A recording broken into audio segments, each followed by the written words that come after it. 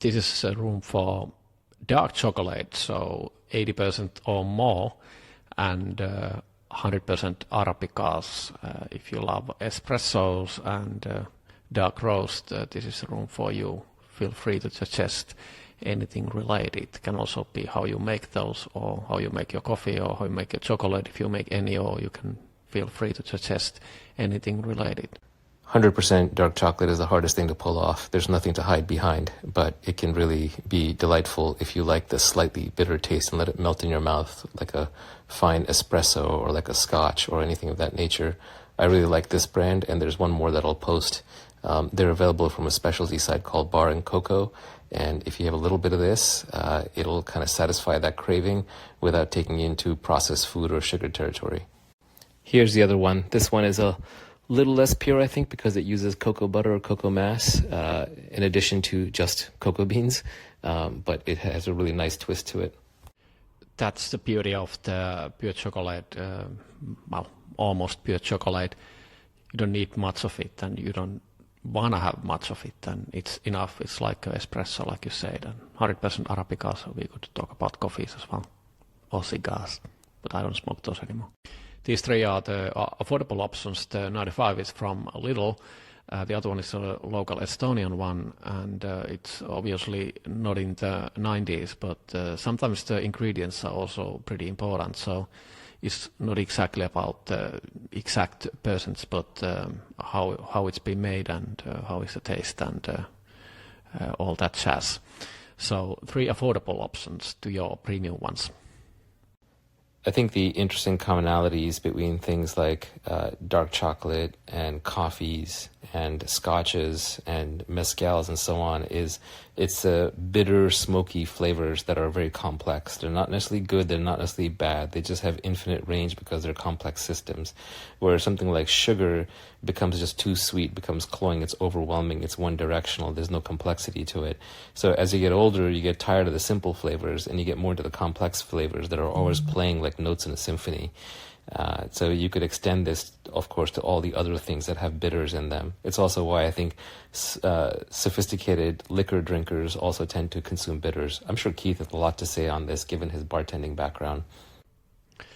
Indeed, and it's also about the character. So they are pure and raw because there's nothing else to it. And for example, with Illy's, the coffee brand, I don't particularly like it too much. I call it like a Toyota of coffees. It's just too plain. There's nothing to it. It's good, but when you taste it the first time, the taste is the same whenever, there's nothing between. And in the good coffees, good cigars, it develops over the experience. From the first sip, it lingers in your mouth and it starts to bring some new flavors, some new sensations. It changes within that sip or with that puff or with that bite. It doesn't stay the same, and that's the thing which is usually missing. But you only get it when you have it, the pure thing, not blending it with some milk or blending it with the sugar or anything like that. But it's a acquired taste, and you have to get used to it. You cannot have it raw in the beginning. You have to adjust yourself, and it's an art form. Enjoy your Saturday, unless you are from the future, and it's already Sunday. These are the ones I come back to often. I experiment, try to find something new, but these are the ones I'm more or less always coming back to. So the first one is Cafe Corsini Kenya AA washed. Then there's a Kimpo Cold, Iso Gold and Silver. And the final one is, I have to check it out. It's Pian Coffee Espresso 100% Arabica. So these are the ones I'm more or less often having in my coffee machine. Caffeine actually has a half-life of over 5 hours. So if you drink a cup of coffee, in the middle of the day, by the time midnight hits, it's still in your bloodstream. Not that much of it, but it's there, inhibiting your sleep. There's something called dynamine that works exactly like caffeine. It's not just another stimulant. It is molecularly identical to how caffeine works. And it only has a half-life of an hour and a half. I've always been tempted to make the next super coffee or something, like the next Starbucks with Dynamine, but I've never really had talent for making flavored things, so just a fun little idea I always had in the back of my head. Dynamine's a pretty interesting compound, though. A lot of exercise, workout people are using it. That's the reason we're drinking espressos. It has 1/3 of the caffeine of filtered coffee. Or that's what I believe or heard. I'm convinced people who like dark chocolate and black coffee are superior human beings. Lidl typically has a lot of dark chocolate because half of the country is vegetarian or vegan, so they're not big on milk chocolate. I'm also into German black bread and bread that's made from the 4 original ingredients: water, salt, yeast, flour. It's not clear to me why human beings, some of them, are so into pure, raw, bitter foods.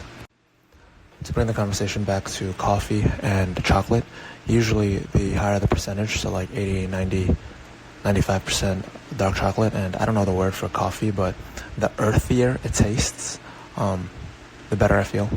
Not really sure why, evolutionarily. As far as bitterness, a few different things. I do think, so to begin with, bitterness provides a really important counterpoint to sweetness. And so I would say that the reason connoisseurs maybe eventually gravitate towards bitterness is there is more complexity there by balancing the contrary bitter and sweet and acidic. All those things complement each other. That's why you have cream and sugar in coffee and tea, or however you want to, honey and milk and tea, sort of thing. So it's really about balance. Now, that being said, our bitterness receptors are a lot more granular and just they're a tighter flashlight of going over flavors. And the reason is because they detect poison, right? They detect things that are going to kill you. The sweet things are almost always an incentive from some plant to get you to eat it so that it can, you can spread its seed somewhere, a few fields over when you stop and have to go to the bathroom. And then you can sort of break into subcomponents of bitterness and astringency, right? The tannin effect, which many people would consider towards the more appetizing side of bitterness, that has a drying effect on the inside of your cheeks and whatnot. It's if you close your eyes and picture yourself smelling fresh leather, and it does elicit a response on your palate. But yeah, I'm here for all things bitter.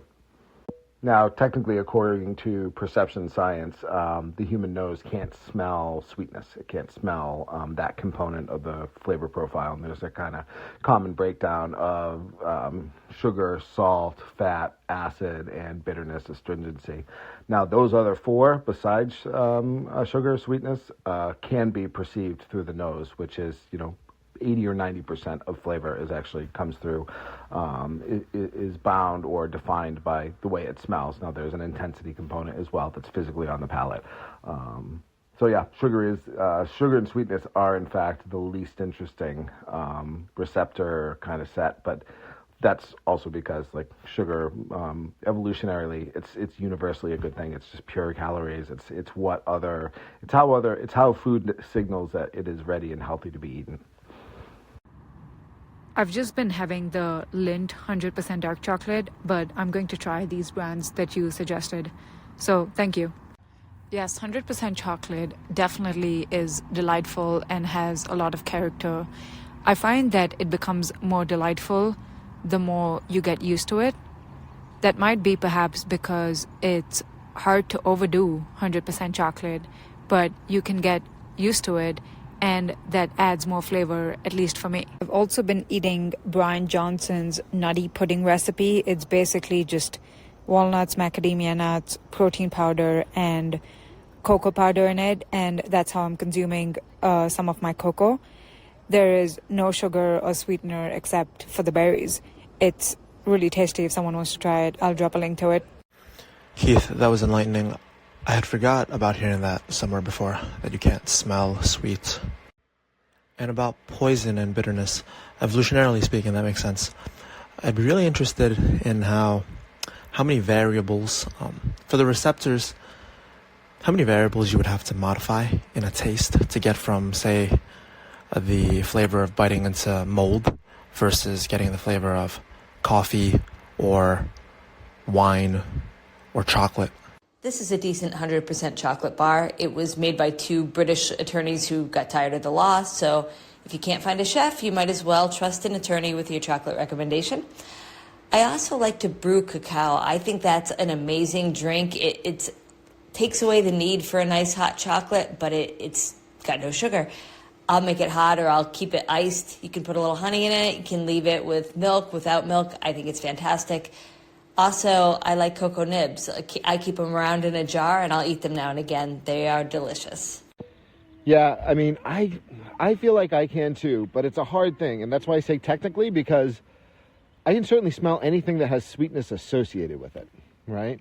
And I can even smell raw sugar, obviously, but there is some nuance to this that, I don't know, I have tried to argue with them, and I suppose it's been a while since I really tried to get to the super bottom of it. But regardless, it is, well, in the context of at least wine discussions and whatnot, that's pretty largely acknowledged. But yeah, you're right, because I can too. But it's also hard to tell, like, are we smelling citrus because it smells like lemon? If you close your eyes and picture a lemon, like really biting into a fresh lemon, like really picture it in your mind, doesn't your mouth start to salivate? So who the hell knows? More things in heaven and earth. Good morning, Ksenia. So this is me responding to Ksenia, who's like a super taster and can perceive sweetness. And it is an interesting nuance. So let me just say this. I think that big picture, the reason we can perceive elements of bitterness and whatnot does come down to that poison survival thing. We just have more granularity down there. But it's like with good things, you don't constantly look at it and question it so much. So I figure that has to be it. Because it's definitely, and it's more broad. And frankly, even like basic acidity has a little less complexity than bitterness. So yeah, it could just be like a kind of where your perception focus is directed generally in order to be biologically superior. I like this chocolate, no sugar added, just with a little bite you can feel that rich taste. So I've sent it to my American friends, they loved it, so highly recommend. And according to the coffee, I buy this one. It's soft. I like soft coffee, and it's kind of sour because sometimes I add to my Americano a slice of lemon. So with this one, no need to add any lemons. This is my little manual espresso machine. I love it. I didn't have a lot of space, so when I was researching, I gave this guy a try, and I do not regret it. Look, Mom, no barista. Okay, back to work. Who knows what is this and how to use it, and more importantly, why? Oh, I know. It's a Weiss distribution tool, and you kind of whisk up your espresso before tamping it down, otherwise you'll have channeling. How'd I do? I don't have a proper one. I have a fork and a paper clip, whichever is closer. Exactly. And paperclip and fork do the job as well as my $1 tool as well. If you really want to go bonkers, here's something out of a James Bond movie. What do you call a non-ethically sourced coffee? An oppressor. I am so looking forward to trying these chocolates from a local store. This seemed to be pretty accurate. I guess it's a kilo per month. This is a good and easily available stone ground chocolate. It's not smooth. It has the chocolate hand ground feel. I really liked it. More importantly, it made the list of dark chocolate without lead and cadmium, so that makes me even happier.